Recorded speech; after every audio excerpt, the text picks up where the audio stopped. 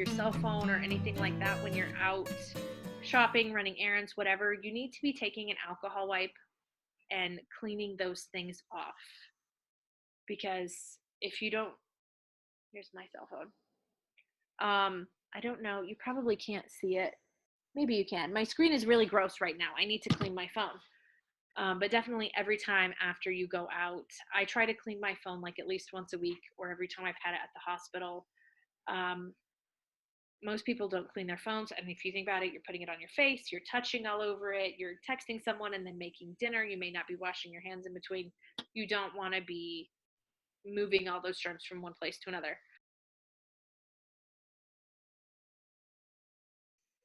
If you are exposed or if you have a suspected exposure, please, please, please go into your full self quarantine. Go home and stay home. Do not leave for any reason. Okay. Call someone to bring you groceries. There's Instacart. They can do a drop it at the door. Um, if you are in full quarantine, you should not be having contact with other people. If other people live in your home and you can quarantine yourself to your own room with your own bathroom that you are cleaning regularly while you're in there, you're going to have a lot of time to kill. Um, do not, you need to really be trying to not expose other people as much as possible. Call the procedure where I live, and I'm assuming it's pretty similar everywhere. If you need testing, your doctor should write the test for you, and they should give you full instructions on where to go, what kind of protection you need. A lot of places will have you call when you get there. They might test you in your car. They might be sending you to a drive-up facility to try and limit contact. You need to follow those instructions. If you don't get instructions, call your local health department and say, I have an order for a test. I need to know where to go and what kind of instructions to follow. My doctor didn't give them to me. Or call your doctor's office and ask. I have a family member who was in for some prenatal labs this week. So this family member is pregnant, is expecting a child, is in the lab to have routine labs done. And someone comes in to be tested for COVID-19 and is not wearing a mask. The staff did not separate them to a separate part of the room, as my understanding is most places have a procedure for. So now this family member has sat in a waiting room with this person suspected of having COVID, who is coughing everywhere for over 30 minutes. At least wear a mask, people. And I'm going to have to do some more research on it, but my understanding was these people are not to go to public labs to be tested where I'm living. And so this never should have happened if all of the procedures and policies were being followed. So please know what the rules are and follow them. Um, don't put other people at risk. Please don't do it.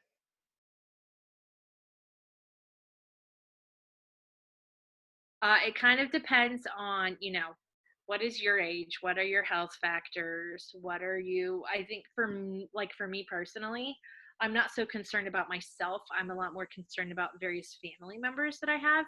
And so that's how I make most of my decisions. Um, is how is it going to impact the people that are around me as well. So big thing is, be smart. For my personal recommendation, what my family and I are going to do, we're still going to only go out for essential things. We're going to go grocery shopping. If we have things to do, maybe we'll run to the post office or whatever.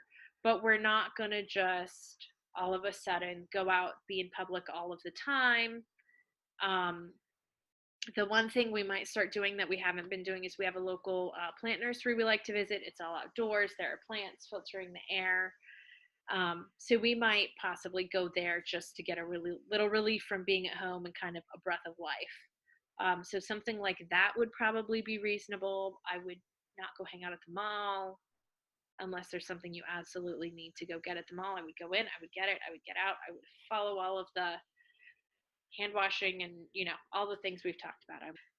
Um, if you're ever in doubt about whether or not, um, you know, should I be going out? Should I be doing this? Should I not? I would probably say err on the side of caution and maybe don't do it, or check with, most local departments. I think local health departments still have a hotline that you can call to ask questions.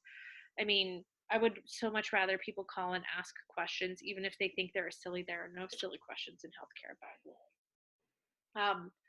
ask your questions and make sure you know the information. Then you're doing what you could do to protect yourself and others. Don't do something just because the law allows for it. Again, most people who are making these rules are not healthcare professionals, and they may or may not be listening to the people they have on staff making recommendations to them. So it's important to be informed and kind of make your own decisions if it's good for you or not. And then also, like I said, who else are you worried about? Who's in your house? Are you taking care of an elderly parent or grandparent or something like that you need to be a little bit more cautious. Um,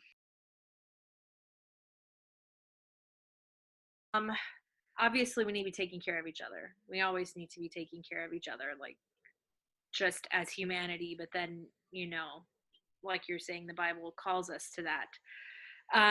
So I didn't go through and read every state stay at home order, but I know the one where I live left great provisions for you may leave your home to take care of, sick or elderly family. Of please make sure. I think there was a spot in there actually. Please make sure your neighbors are, eating. Go buy them groceries. Take them groceries. You can leave to get your animals food, to get them medical care, to go take care of someone else's animal if they happen to not be home or if they're sick in the hospital or whatever. Um, so definitely those things we need to be doing. If we can, yeah, be helping people out financially, buying them groceries. If they have a bill they can't pay and you can help to cover it, that would probably be a great thing to do. Um, so I have a 4-year-old, and the thing that has been helping her cope with this and also other people is she's been coloring pictures and mailing them to people.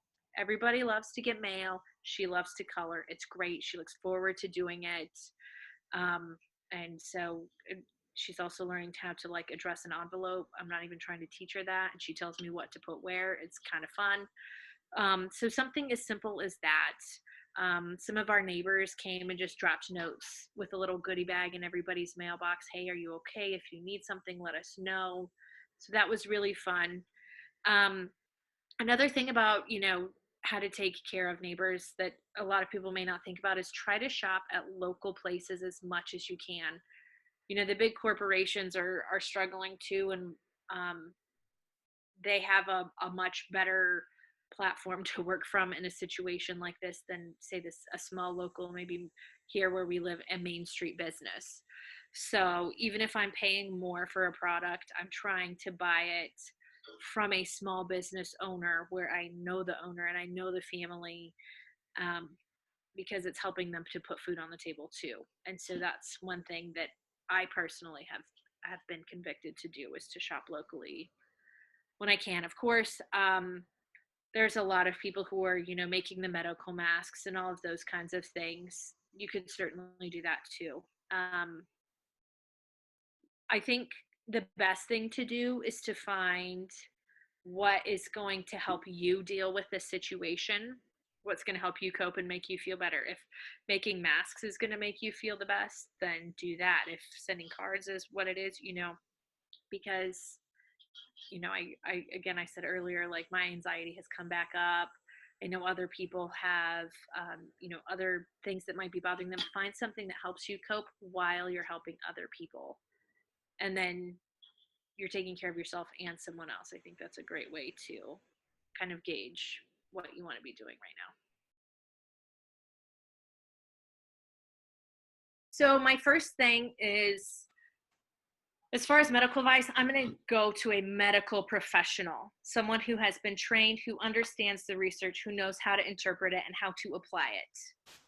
I know there are a lot of well-intentioned people trying to make suggestions and maybe tell healthcare workers how to do their jobs a little bit. And if they're not a healthcare worker, I'm not going to put much water into what they say. First thing. There are lots of places you can go. The websites that I check personally for my information, the intranet at my work, you're not going to have access to that. So the World Health Organization Centers for Disease Control is going to be good for anybody. I would also suggest that you go to your state health department website or your county's health department website. So the state I live in would be Colorado's health department, which is actually the Colorado Department of Public Health and Environment. And then also Mesa County Public Health. I live in Mesa County. Those are the places that I go for my information. My one extra place that I go, I have been for a number of years following a physician on YouTube. His name is ZDoggMD. You might be familiar with him. He traditionally has sort of been the Weird Al of the medical community. He parodies songs with a medical spin. They're very funny. I enjoy them very thoroughly. But he has been doing a lot of COVID updates, and he has a lot of videos that are like 30 minutes or an hour long. But lately, he's been putting out like 8 or 10-minute videos on some of these hot questions, and that's actually who I was referring to earlier. I'm going to put some links to some of his videos that I think are probably more relevant and are going to answer more questions that people have. He is, I believe he's a professor at UCLA now for their medical school. And he does a very, very good job of taking very difficult to understand information and breaking it down so that it's digestible to people who don't have a medical degree. So that's one thing I like about him. He's very big on getting in on the research and really providing accurate, truthful information. And he's not going to post a video about, something he heard. He's going to go research it first. And so that would be kind of, if you're a video person or if you're wanting something not quite so, Centers for Disease Control website type stuff, he's the place I would go. I'm sure there's lots of other good places to go. I just don't know what they are. And so that's the one I would recommend. And I know this might come up separately, and a lot of people are, oh, well, President Trump said to use the anti-malaria drug, and there was that one study, and yeah, there was that one study that said it could be helpful. And then there are also other studies who say it might increase the mortality rate.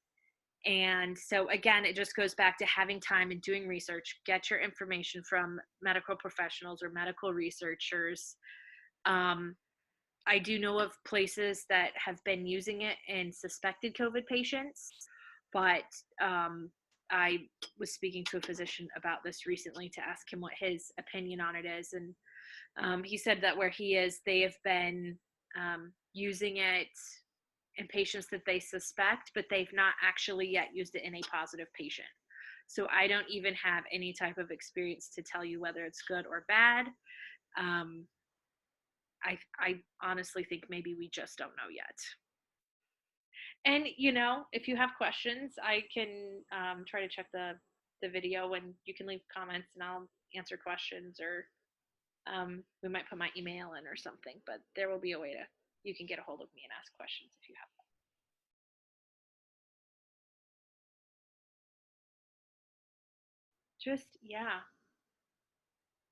Just be smart, be calm. I don't think this is going to be the end of the world. I'm not God, so I can't say for certain.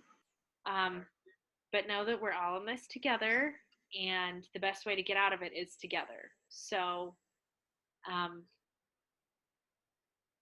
I keep telling people I'm preparing, and I don't really know what for. So just kind of keep that in mind. It's a moving target that we're shooting at here, and nobody's perfect, and we don't have a lot of science yet. And just be patient.